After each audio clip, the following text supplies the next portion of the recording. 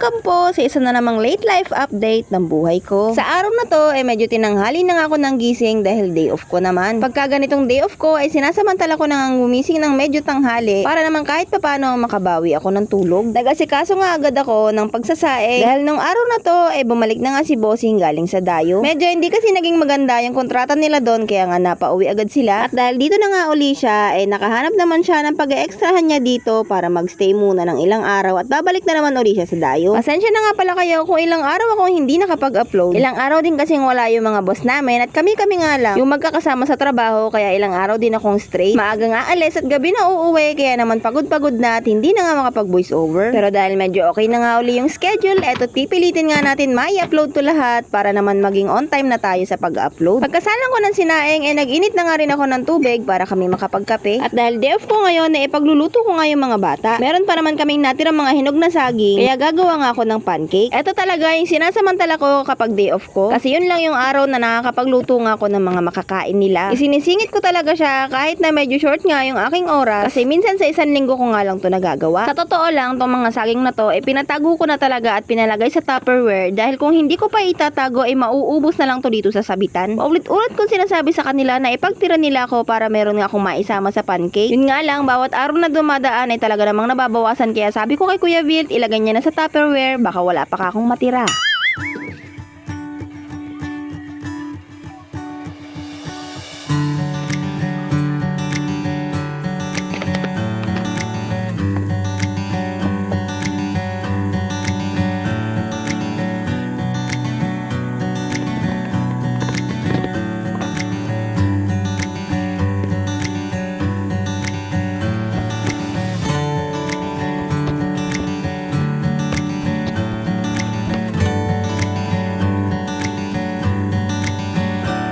Bumili na nga lang ako ng Maya pancake mix para ito na lang yung ihahalo ko dito sa mga saging. Bumili lang din ako ng iba pat ito na nga yung pinakagagawin kong tubig para dito.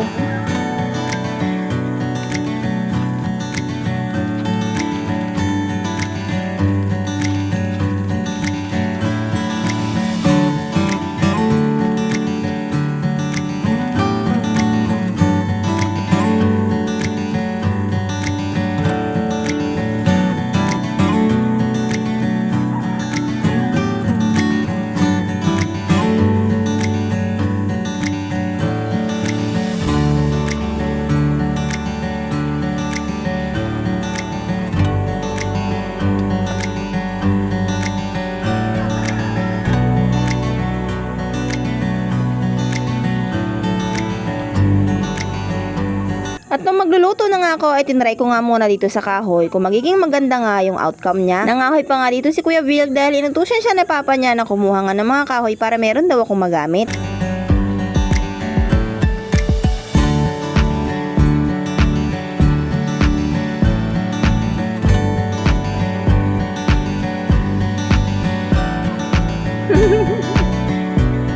Pero dahil sa kahoy nga ako nagluto at hindi naman natatansya yung apoy dito. Tapos, syempre marami ring napulot na kahoy si Kuya Vilt. Ayun, at nasunog yung amin pancake.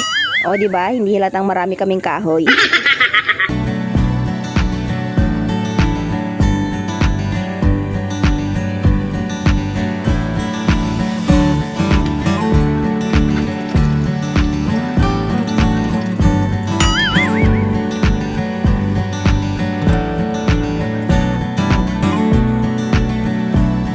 At dahil nasunog nga yung unang salang ko, pinabili ko nga muna si Kuya Vilt ng butane. Kasi kung itutuloy-tuloy ko pang magluto sa kahoy, nako, lahat talaga yon kulay itim.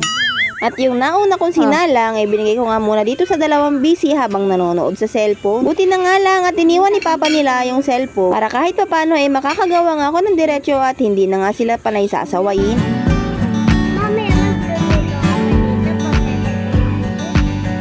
Pagkadating ni Kuya Evan, wala kasing butane, tinan mo sunod.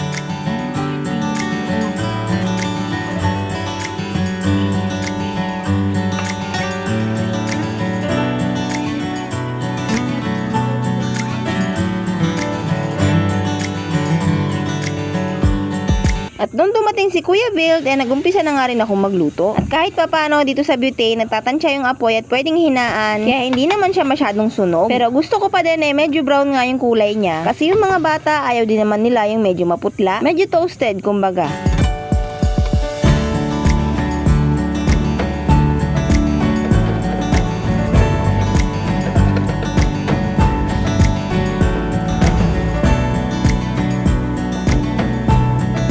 At dahil meron nga rin akong inuwi na juice, ito nga yung ipapares ko sa pancake. Panigurado, tuwan-tuwa na naman yung mga bata nito dahil ngayon nga lang uli kami nakapag-juice.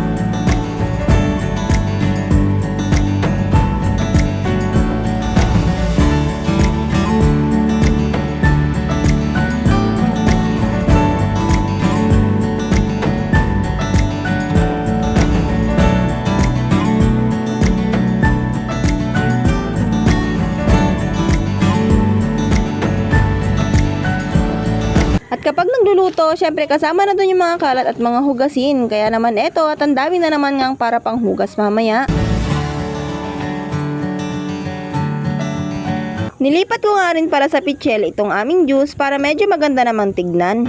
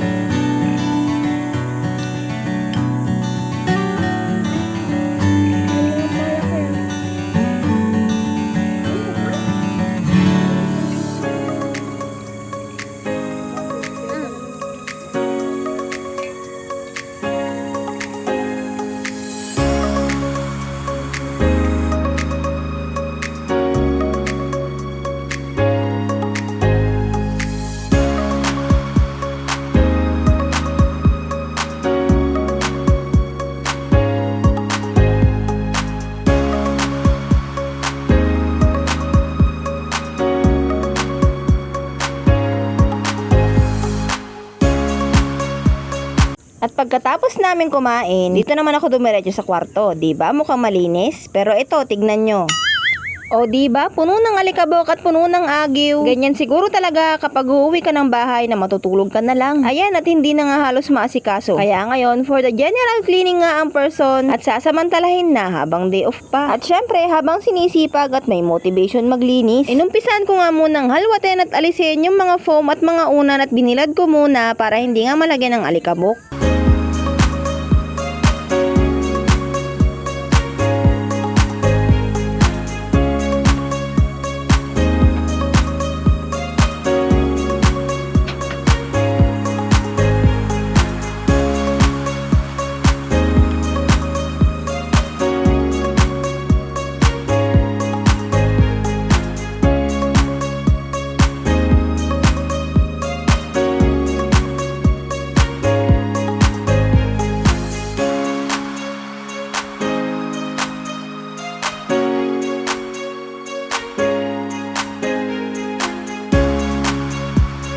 Inalis ko na nga rin itong mga nakahanger na mga puting damit at nilipat ko rin ang pwesto para hindi na nga madagdagan yung mga alikabok na meron siya. Mamaya ipapakita ko sa inyo.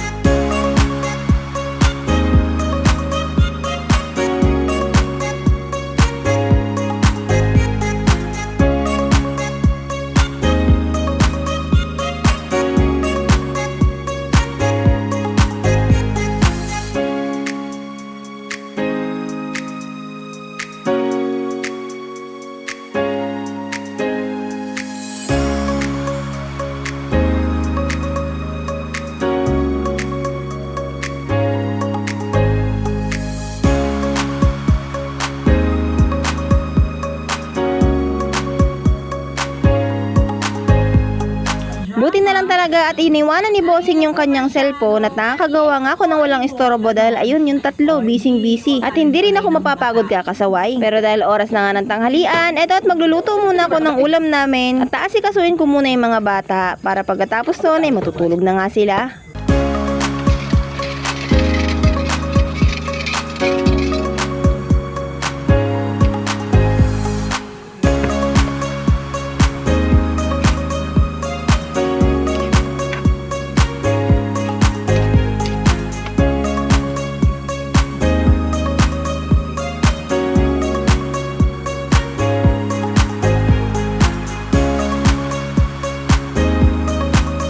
Pagkakain nila ay nagdiretso na nga uli ako maglinis dito sa loob para maalis na nga yung mga kalat at basura dito. Dito rin kasi sila matutulog kaya kailangan ko nang malinis to para makahiga na sila.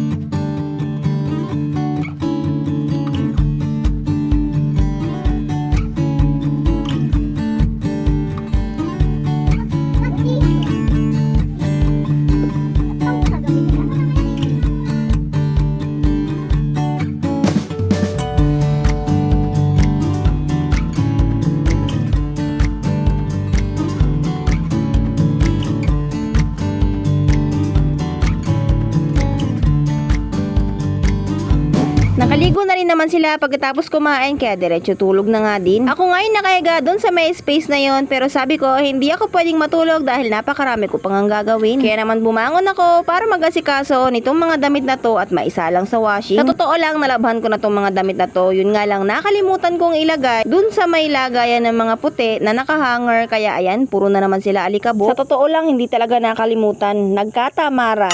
Ipapaikot ko nga lang sila dito sa washing. Total naman alikabok lang naman to at babanlawan ko din agad. Pagkasalang sa washing, balik na naman sa pag-asikaso sa loob. Wish ko lang talaga yung powers ko dito full force para kahit paano matapos ko yung ginagawa ko.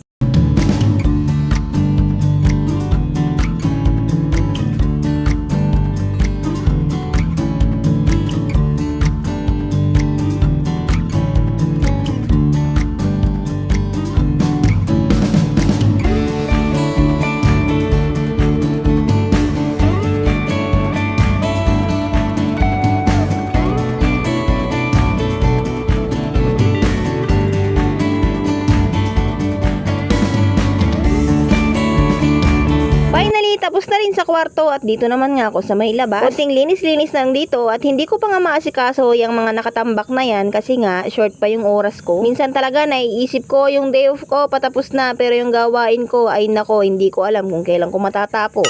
Dinadasal ko na lang talaga na wag munang maningil ng maaga yung aking katawan para kahit papano magampanan ko pa yung mga dapat kong gampanan. At aalisin ko nga rin etong mga nakatambak na to na akala nyo labahan pero hindi po, tupiin po yan. Hindi ko po talaga forte yung pagtutupi, kaya naman lagi nga ako natatambakan. Di baling paglabahin mo na lang ako ng paglabahin, huwag mo lang akong pagtupiin kasi naman sobrang nakakaanto. Pero wala din naman akong choice kundi tupiin to kasi hindi naman pwede ding lagi lang nakatambak ng ganyan. Yun nga lang, yung pagtutupi ko, gusto ko hindi nga gising yung mga anak ko dahil nga kapag nagtutupi ako, lagi nga silang magulo. Maya't maya nakalapit, nakayakap, pabalik-balik, kaya yung mga tinupi ko, lagi na lang nagugulo. Oh my God. Kaya madalas nagtutupi ako tuwing gabi at inaabot nga ako ng madaling araw. Pero dahil straight nga yung trabaho ko, hindi ko nga magawa dahil nauuna na yung antok ko kaysa sa tipag ko magtupi. At dahil multitasker tayo, eto nga kasuhin muna natin yung mga nakasalang dito sa washing para masalangan nga ng panibago. At diretso naman dito sa mga hugasin. O diba, hindi mo na malaman kung saan ka pupwesto. Kulang na lang nga, hindi ka kumain para magampanan mo tong mga to. Pero hindi rin naman pwede kasi once na nagutom ka at nanghina ka, wala ka rin lalo magagawa.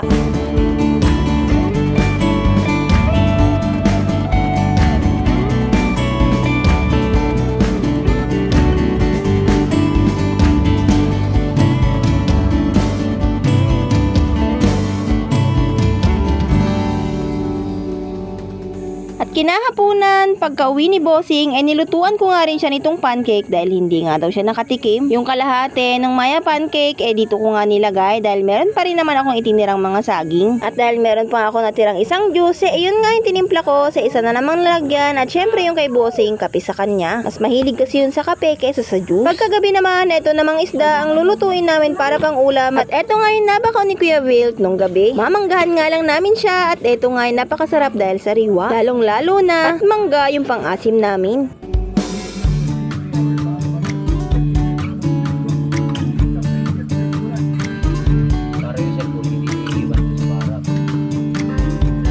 Hindi ko na nga napakita yung nalutong version kasi naman yun na lang ang natira.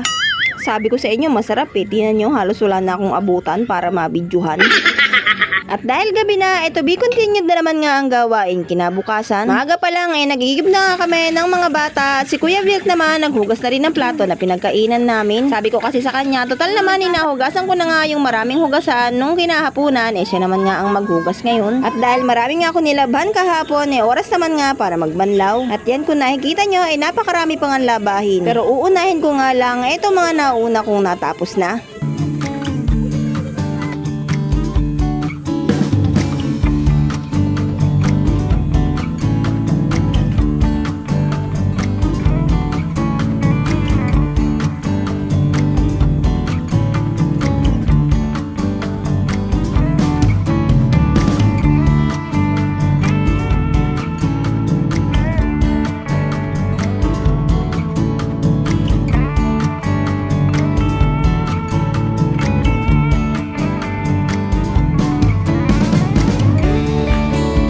Nung maisampay ko yung iba, si Kuya Wilt na nga yung nagtuloy ng iba pang mga sampayin dahil oras na naman nga ng pagpasok ko. Iniwanan ko na lang sila na meron ng sinaing dito at yung isda sila na nga lang ang magluluto. At dito ko na nga po muna tinatapos ng video na to. Maraming salamat sa'yo at nakaabot ka hanggang dito. Hanggang sa susunod na video po. Thank you for watching!